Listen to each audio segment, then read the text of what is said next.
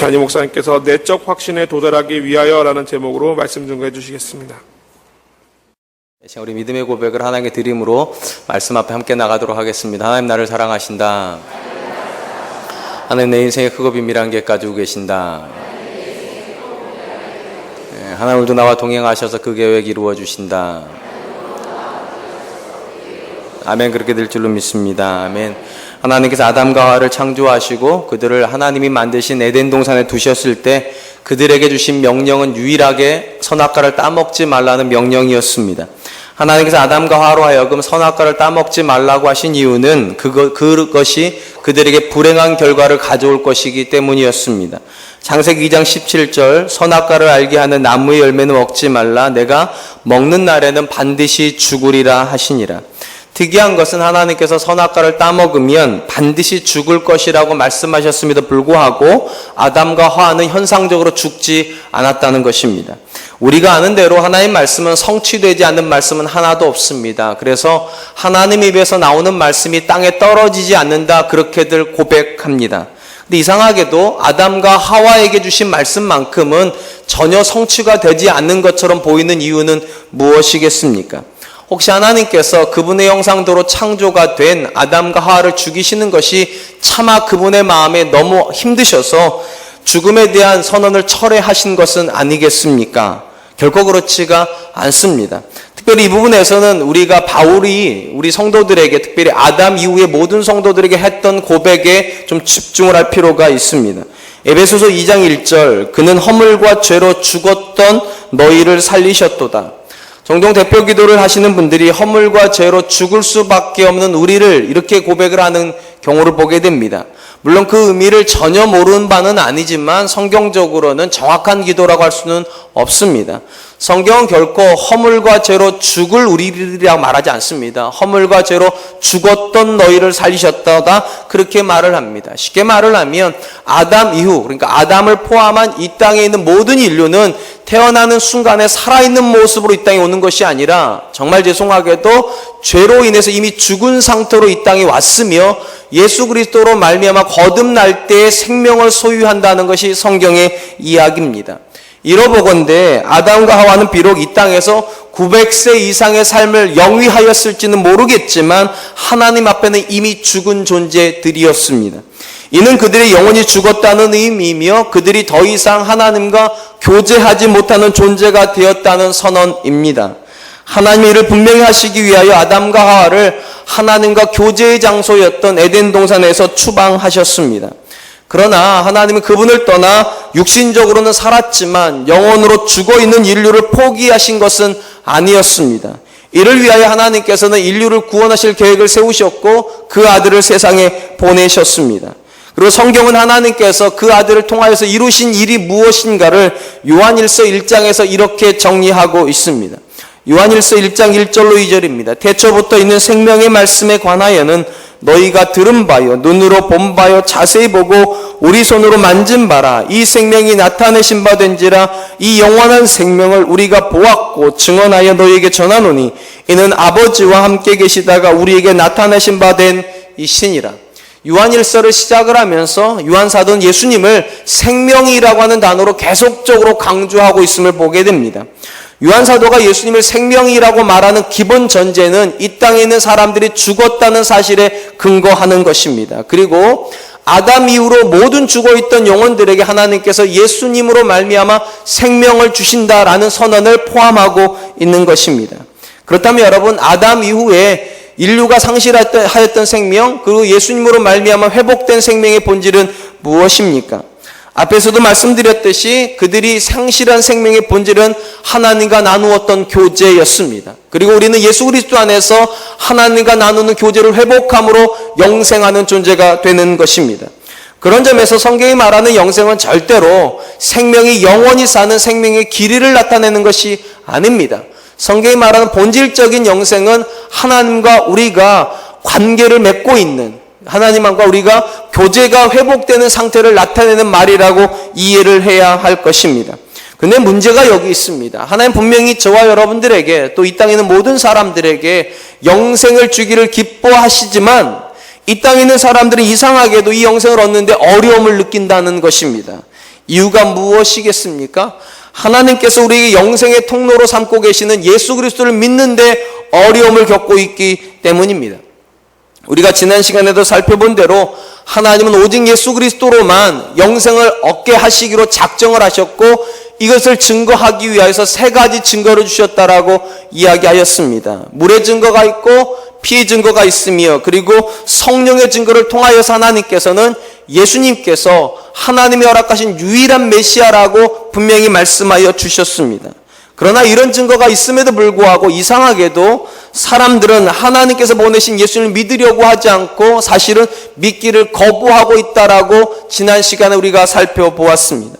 오늘 본문은 바로 이런 인류의 상태에 대한 안타까움으로부터 시작을 합니다. 9절입니다. 만일 우리가 사람들의 증언을 받을진대 하나님의 증거는 더욱 크도다. 하나님의 증거는 이것이니 그의 아들에 대하여 증언하신 것이니라. 본문에서 요한 사도가 말하는 사람들의 증언이란 유대 법정에서 무언가를 진실하다고 말해주는 증인들을 나타내는 말로 이해해야 될 것 같습니다. 당시 유대 전통은 누군가가 재판을 받을 때 자신의 무죄함을 증명하기 위해서는 최소한 2명 내지 3명의 증인을 데리고 가야만 했습니다. 그리고 2-3 사람의 증언이 일치를 하면 사람들은 그 사람의 증언에서 믿어야 했습니다. 이런 전통을 근거로 하여서 지금 요한이 이렇게 얘기를 하는 것입니다. 사람의 증언도 2-3 사람이면 그 사실이 사실이라고 받아들이는데 하물며 하나님께서 증언하시는 3가지 증거가 있는데도 안 받아들인다는 것입니다. 이게 말이 되냐라고 지금 질문하고 있는 것입니다. 특별히 요한 사도는 독자들을 향하여서 예수님께서 하나님이 보내신 메시아라고 하는 사실을 증거하시는 이가 하나님이라고 말하고 있는데 주목할 필요가 있습니다. 우리가 알고 있는 대로 성경의 기록은 하나님의 자기 계시의 기록입니다. 이 말은 성경은 인류가 노력을 하여서 하나님을 향해서 무언가를 깨달아서 성경을 기록한 게 아니라는 것입니다. 인류는 절대로 자기의 노력으로 하나님을 깨달을 수 없습니다. 그래서 하나님께서 자연을 통해서 그리고 직접적인 계시를 통해서 자기를 계시해 주셨다. 이것이 신학 용어로 하나님의 자기 계시입니다. 그리고 이 자기 계시의 집합물이 성경입니다. 그리고 이 성경 안에는 하나님께서 우리를 향하여서 그분의 아들을 믿게 하시려고 하는 수많은 증거가 들어가 있습니다. 단적으로 하나님께서 구약 이스라엘 백성에게 동물의 제사 제도를 알리셨습니다. 왜 동물 제사해야 됩니까? 이유는 하나입니다. 그분의 아들이 이 땅에 오셔서 그 몸으로 제사를 드릴 것이기 때문입니다. 그래서 구약에서 어린 양으로 제사를 드렸던 것을 기초로 하여서 세례요한이 이렇게 선언했습니다. 세상 죄를 지고 가는 하나님의 어린 양. 그러니까 구약의 제사를 통하여서 하나님께서 예수 그리스도께서 이 땅에 오셔서 하실 일을 이미 예표해 주신 것입니다. 또한 다윗의 족보에서 예수님이 오신다라는 사실을 계시하신 분도 역시 하나님이십니다. 하나님께서 이미 족보상에서 다른 족보는 아니고 다윗의 족보에서 오실 거라고도 말씀해 놓으셨습니다. 또 심지어 예수님이 이 땅에 오셨을 때 동방박사의 발걸음을 그 마국간으로 인도하신 분도 하나님이셨습니다. 더더군다나 예수님이 이 땅에 오셨을 때 물과 피와 성령을 통하여서 예수님을 증거해 주신 분도 하나님이십니다. 놀라운 것은 사람들이 하는 말은 참 잘 믿으면서 하나님이 하시는 말씀은 사람들이 안 믿으려고 한다는 것입니다. 그것이 오늘 본문에서 요한이 가지고 있는 안타까움입니다. 사랑하는 성도 여러분, 사람의 말을 믿으시는 분들이시라면 성경의 말씀은 더욱 믿어야 될 줄로 믿습니다. 왜냐하면 하나님이시니까요. 우리가 듣고 있는 이 말을 하신 분이 하나님이시니까 믿어야 된다라고 이야기를 합니다. 그런 관점에서 놓고 보면 엄밀히 말하면 세상 많은 사람들이, 아니 대부분의 사람들이 못 믿는다는 점에서 보면 우리는 믿고 있다는 게 이것이 기적인 줄로 믿습니다. 참 신기하죠. 유한 관점에서는 거꾸로 해야 되거든요. 못 믿는 것이 기적이고 믿는 것은 당연한 것이어야 되는데 어떻게 보니까 현실적으로 거꾸로가 되어 있다는 거예요. 그런 관점에서 보면 우리가 믿고 있다는 것은 기적이며 이건 놀라운 축복인 줄로 믿습니다. 그냥 믿어진 것이 아닙니다. 하나님께서 저와 여러분들에게 성령을 주심으로 믿어진 것이기 때문에 믿음은 축복입니다. 그렇다면 여러분, 우리가 예수님을 정말로 하나님의 아들로 믿고 있다는 증거는 무엇입니까? 오늘 본문 10절이 그것에 대한 대답을 주고 있습니다. 하나님의 아들을 믿는 자는 자기 안에 증거가 있고 하나님을 믿지 아니하는 자는 하나님을 거짓말하는 자로 만드나니 이는 하나님께서 그 아들에 대하여 증언하신 증거를 믿지 아니하였습니다. 이 10절을 우리에게 제시해주는 놀라운 사실이 하나가 있습니다. 요한 사도는 지금 우리가 예수님을 믿었다면 그 사람은 반드시 내적인 증거를 가지게 된다라고 지금 말하고 있기 때문입니다. 그러니까 하나님께서 이스라엘 역사를 통하여서 그리고 물과 피와 성령의 증거를 통하여서 우리에게 외적인 증거를 주셨습니다. 그리고 그 외적인 증거에 의해서 우리 믿음을 가졌습니다. 그리고 이 믿음을 가졌다는 증거가 진짜로 무엇이냐? 이 믿음으로 인하여 우리가 내적인 증거를 가지게 된다면 이 사람에게 있는 믿음은 사실이라는 것입니다. 우리는 그때서야 그 사람이 믿음을 가졌다 그렇게 선언할 수 있다는 것입니다.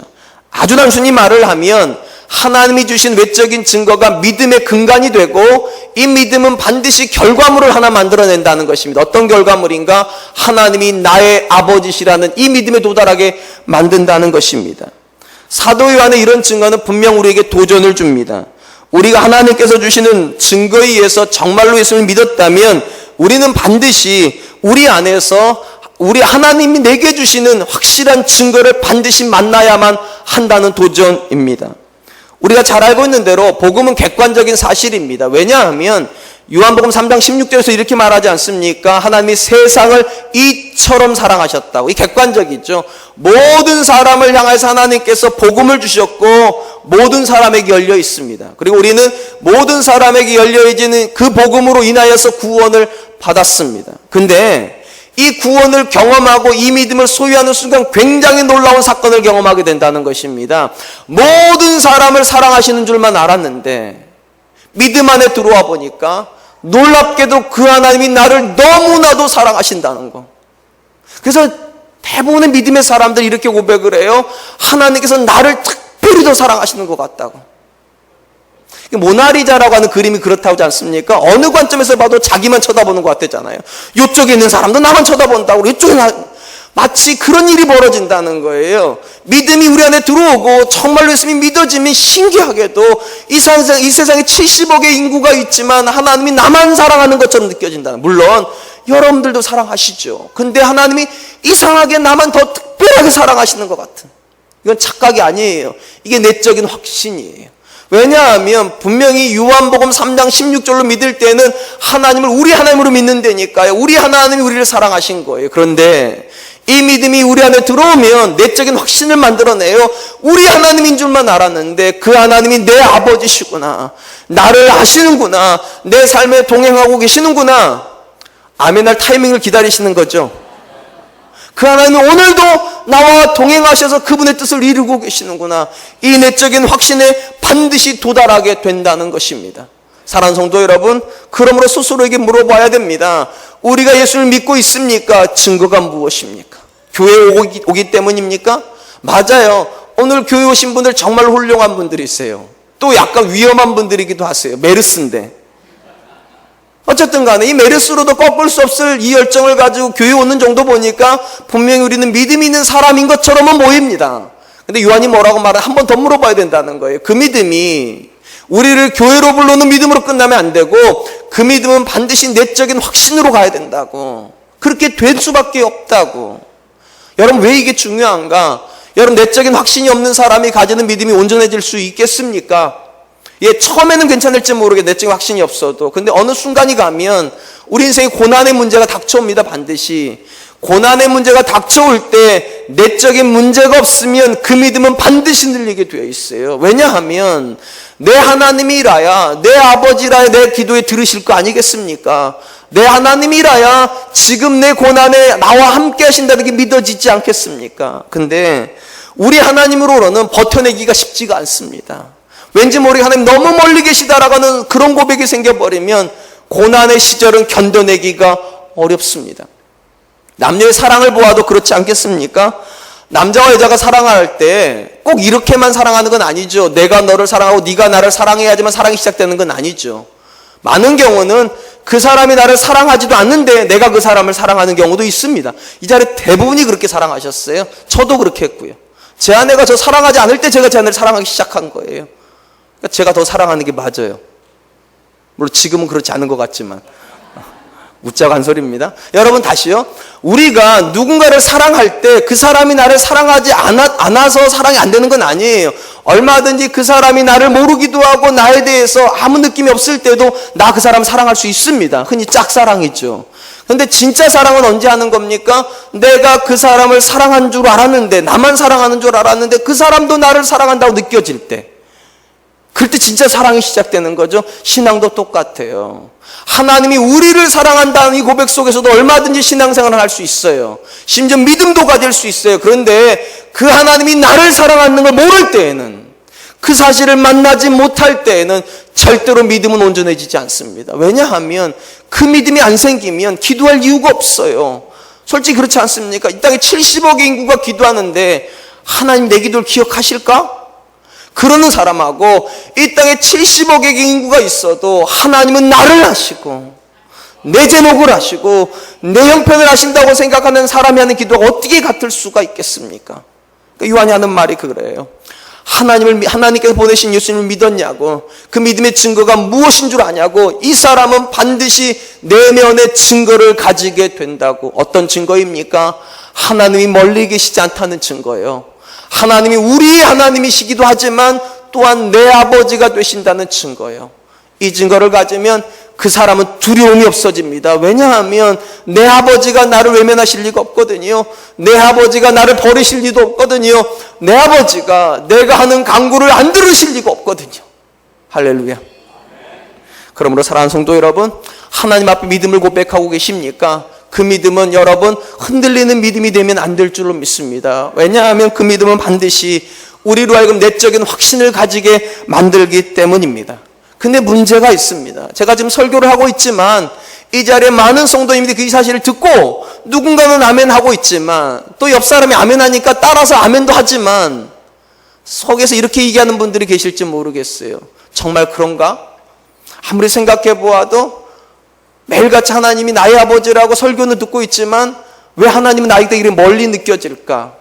왜 나는 하나님을 가까이 못 느끼는 것일까? 나도 가까이 느끼고 싶은데 왜 내게 하나님은 그렇게 가깝게 느껴지지 않는 것일까? 이유가 무엇일까요? 특별히 오늘 보면 10절에 보시면 그 대답이 나와 있습니다. 내적 확신으로 들어가게 되는 믿음을 가지고 있는 사람의 공통점이 하나가 있습니다. 거기 보면 이렇게 되어 있어요.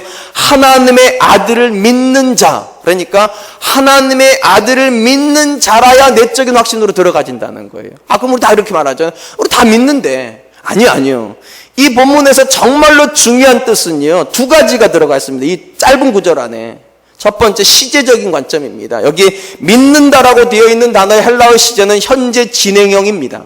무슨 말인가 하면 어제 믿었다고 되는 게 아니라는 거예요. 어제 믿고 오늘 믿고 내일도 믿고 있어야 된다는 거예요. 쉽게 말하면 매 순간 매 상황에서 믿음이 현재형인 사람이라야 하나님이 나의 아버지라고 확신으로 들어가진다는 거예요. 이게 왜 중요합니까? 우리 많은 사람들은요, 믿음이 현재 진행형인 사람이 별로 많지가 않습니다. 과거에는 나도 그렇게 믿었지.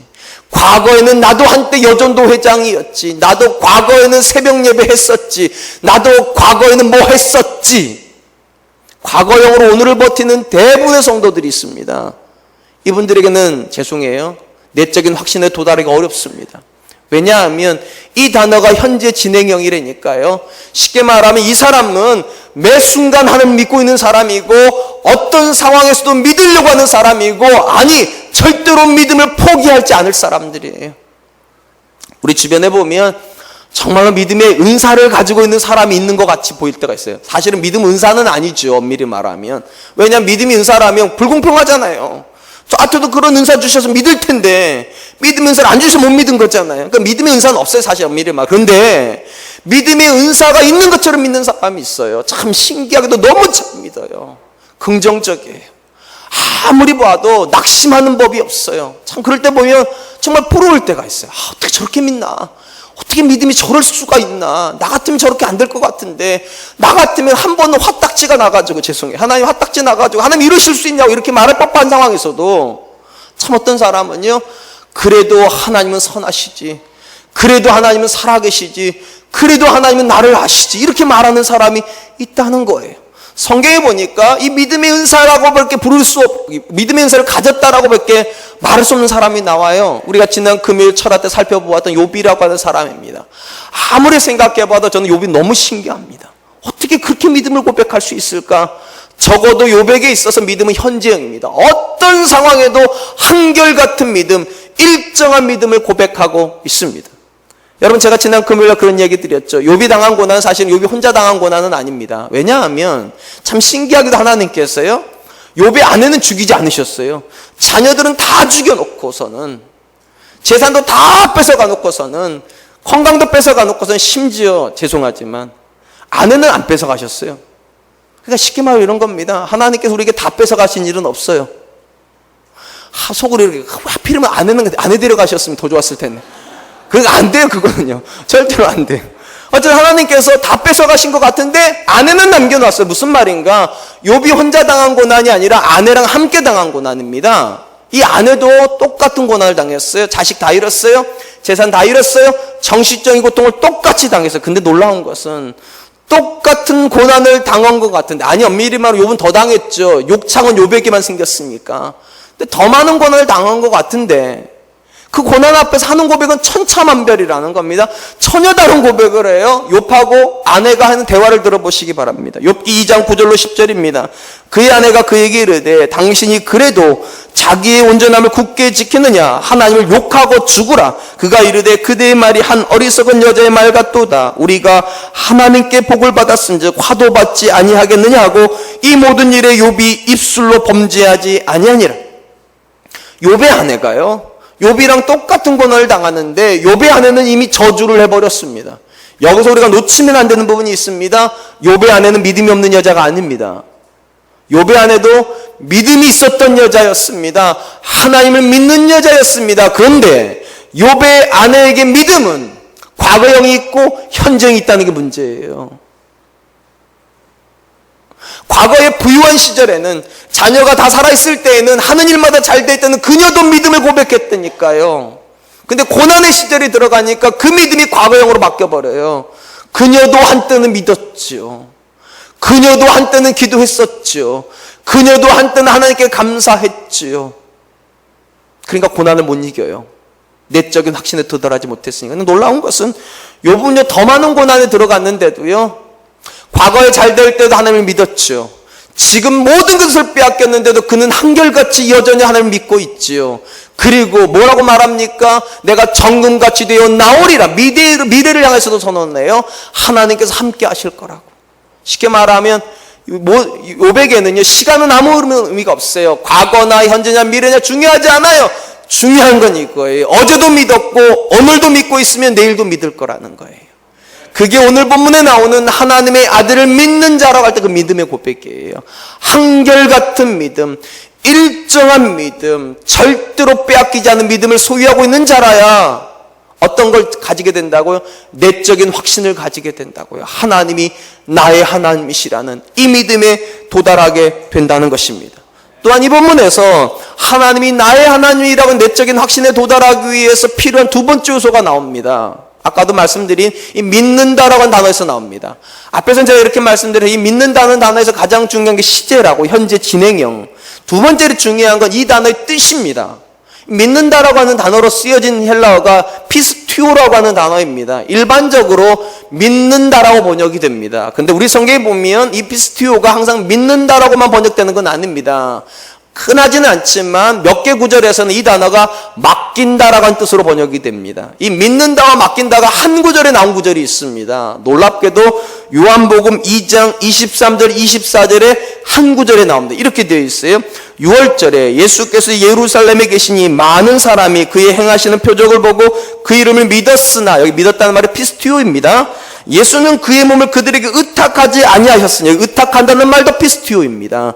이는 친히 모든 사람을 아심이라. 그러니까 우리 성경에는 믿는다, 의탁한다 번역을 따라하고 있지만 두 단어는 공이다. 헬라어에서 보면 피스티오로 쓰여져 있습니다. 무슨 말인가 하면 헬라어적 관점에서 보면 믿는다는 개념은 생각의 개념이 아닙니다. 쉽게 말하면 개념이 아니에요.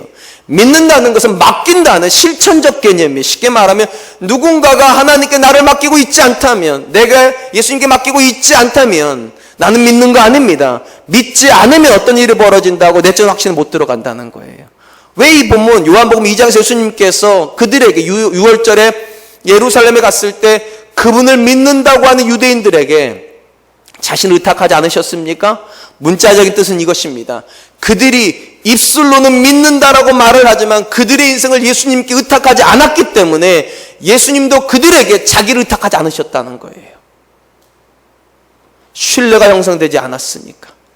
사랑하는 성도 여러분, 혹시 여러분들이 매 순간순간 하나님 앞에 믿음을 고백을 하고 있고 정말 믿음을 현재으로 고백을 하고 몸부림치고 있음에도 불구하고 믿음의 내적인 증거가 안 생깁니까? 하나만 더 물어보세요. 그러면 여러분의 믿음은 개념입니까? 실천입니까?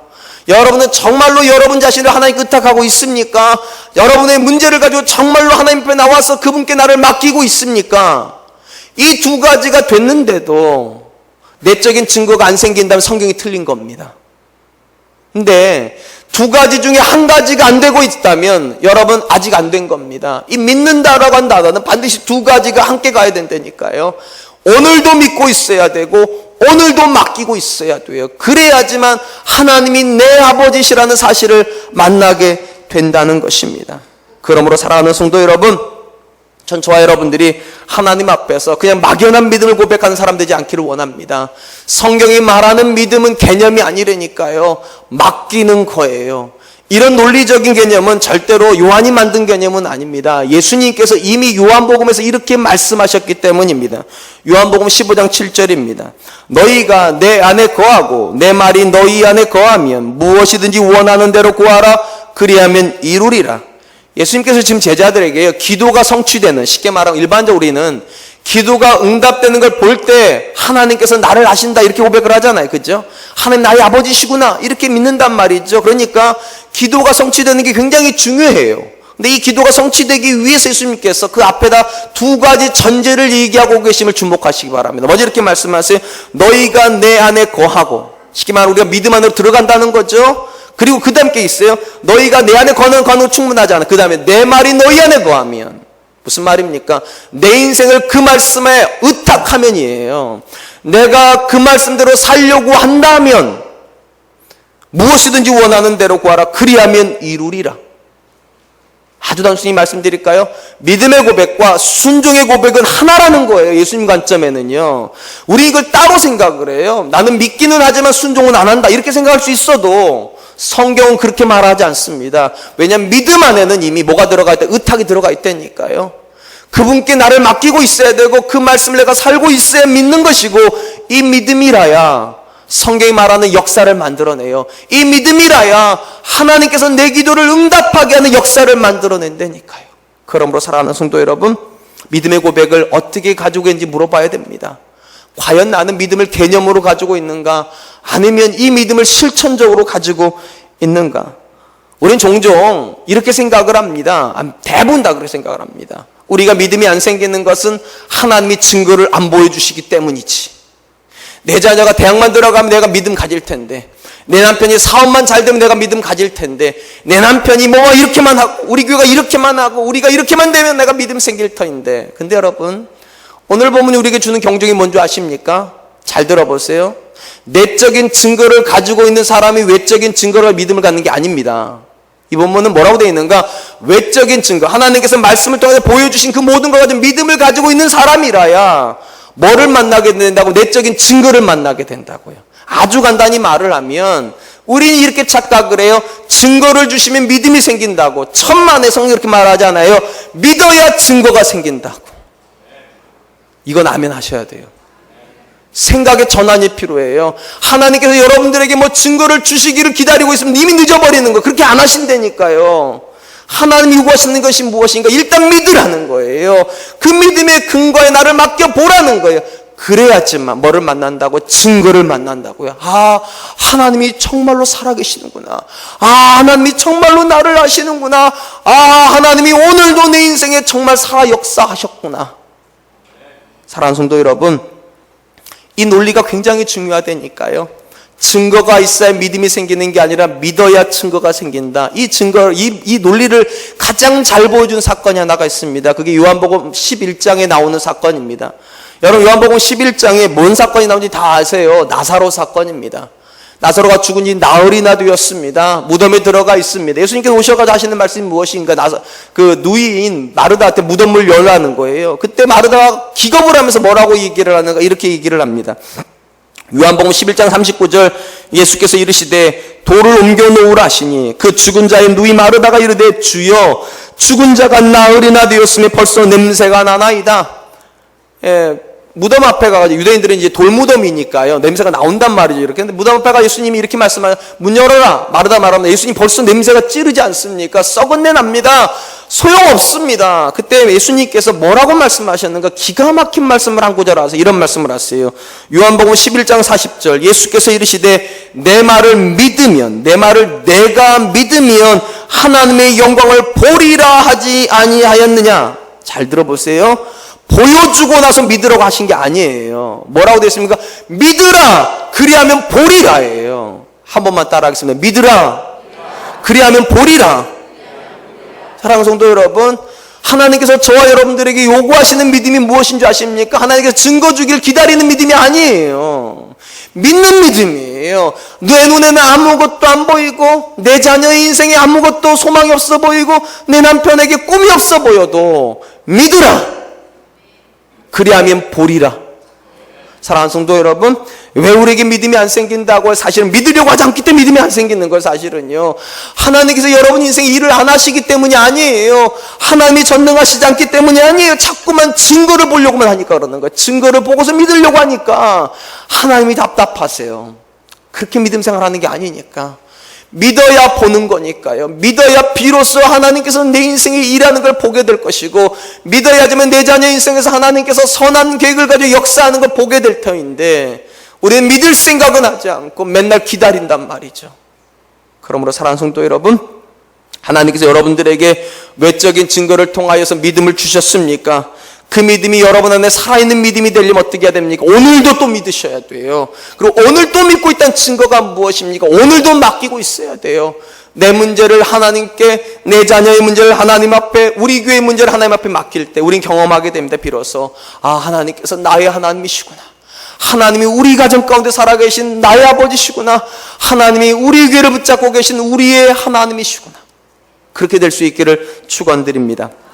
한편 요한사도는 누군가가 하나님이 주시는 믿음 안에서 온전한 신앙을 하라고 있다면 내적인 확신에 돈달한다고 말을 하였습니다. 또한 또 하나의 증거가 있답니다. 그 사람이 정말로 믿음을 소유하고 있는지 어떻게 알 수 있는가? 그게 11절로 12절입니다. 또 증거는, 이 증거 이거예요. 누군가가 믿었다는 증거를 말하는 겁니다. 또 증거는 이것이니 하나님이 우리에게 영생을 주신 것과 이 생명이 그의 아들 안에 있는 그것이라. 아들이 있는 자에게는 생명이 있고 하나님의 아들이 없는 자에게는 생명이 없느니라. 제가 서두에서 말씀드렸듯이 인류가 아담 안에서 상실하게 되었던 가장 큰 것은 하나님과 나누는 교제였습니다. 그걸 성경은 생명이라고 불러요. 그리고 이것은 절대로 사람이 노력해서 회복할 수 있는 게 아닙니다. 왜냐하면 누구만 회복시킬 수 있는가? 예수님만 회복할 수 있습니다. 근데 만약 누군가가 이미 하나님과 교제를 하고 있다면, 그 하나님과 기쁨 속에서 함께 교제를 하고 있다면 이건 확실한 증거예요. 어떤 증거? 예수님이 그 인생에 들어가셨다는 증거예요. 왜냐하면 예수님이 아니고서는 절대로 그런 일은 일어나지 않아요. 예수님을 믿지도 않았는데 교회 오는 게 즐거울 수 없어요.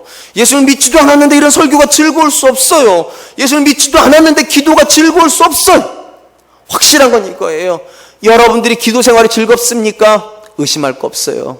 여러분 믿는 사람이에요. 여러분들이 신앙생활하는 게 즐겁습니까? 의심할 것 없어요. 여러분들에게 신앙은 사실이에요. 근데 아무리 생각을 해봐도 주일날 오는 게 너무 빠릅니까? 왜 이렇게 일주일이 빨리 가는 거야? 또 주일이네, 또 주일이야. 왜 이렇게 아침에 빨리 오는 거야? 또 9시네, 교회 가야 되겠네. 이러십니까? 죄송해요. 믿음이 살아있다 보기가 어려워요. 사랑하는 성도 여러분, 분명한 건 이것입니다. 우리가 믿음 생활을 해도요, 앞에서 말씀드린 것처럼 믿음의 증거가 항상 생기는 건 아닙니다. 때로는 아무리 기도해도 응답이 안 되는 문제가 있어요. 여러분, 욥기가 짧은 기간에 쓰여진 책이 아닙니다. 꽤 긴 시간 동안, 최소한 3년 이상의 시간이라 봅니다. 긴 시간 욥이 고난을 당해요. 굉장히 오랜 시간입니다. 근데 놀라운 것은 욥이 그 긴 시간 동안 아무 역사가 안 일어났는데도요, 믿음이 포기되지가 않아요. 그게 더 확실한 증거예요. 사랑하는 성도 여러분, 여러분이 아무리 기도해도 문제는 해결되지 않고 아무리 기도해도 상황은 나빠지기만 합니까? 그럼에도 불구하고 여러분이 하나님 붙잡고 있습니까? 그게 진짜 믿음의 증거예요.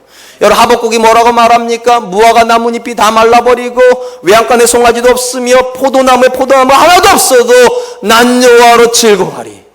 이게 믿음의 증거죠. 일이 잘 되니까 내가 하나님을 믿는다. 그건 누구나 할 수 있다니까요. 그런데 요한이 하는 말이 뭔가 믿음의 증거가 뭔지 아냐고. 아무 일이 안 일어나도, 내가 아무리 기도해도 하나님 응답하지 않아도 그럼에도 불구하고 하나님을 놓지 않고 있다면, 그 하나님과 기쁨 속에서 오늘도 교제하고 있다면 이것이 생명의 증거라고.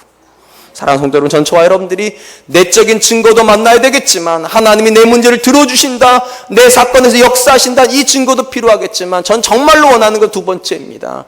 하나님이 내 기도에 응답하지 아니하실지라도, 그리 아니하실지라도 나는 하나님을 기뻐합니다. 나는 하나님을 즐거워합니다. 그런 신앙까지 갈 수 있기를 축원드리겠습니다. 이제 말씀을 맺겠습니다. 하나님, 이 땅에 있는 모든 사람들이 하나님께서 물과 피와 십자가로 주시는, 성령을 통해 주신 증거를 통하여 하나님 믿는 사람 되기를 원하십니다. 근데 여러분, 하나님이 말씀하시는 믿음은 절대로 피상적인 믿음은 아닙니다. 훨씬 깊습니다. 우리 이것을 성숙이라고 불러요. 하나님은 믿음의 성숙을 원하세요. 어떤 믿음이 성숙한 믿음입니까? 첫 번째, 내적인 증거를 가진 믿음이 성숙한 믿음입니다. 이 내적인 증거를 가지려면 어떻게 해야 됩니까? 두 가지 말씀드렸어요. 항상 현재형이어야 된다고. 오늘도 나는 하나님을 믿고 있어야 된다고. 두 번째, 오늘도 내가 그 문제를 하나님께 맡기고 있어야 된다고. 그러면 내적인 증거에 도달하게 됩니다. 또한 이거보다 큰 증거가 하나가 있습니다. 아무 일이 일어나지 않을지라도, 내가 소원하는 그 일이 일어나지 않을지라도 내가 오늘도 하나님과 동행하고 있다면 그 믿음이야말로 확실한 믿음입니다. 저는 우리 사랑과 은혜교회 성도님들이 내적인 확신을 가지는 믿음뿐만 아니라 어떤 상황에서도 하나님과 동행하는 확실한 믿음을 소유할 수 있기를 주님의 이름으로 축원드리겠습니다.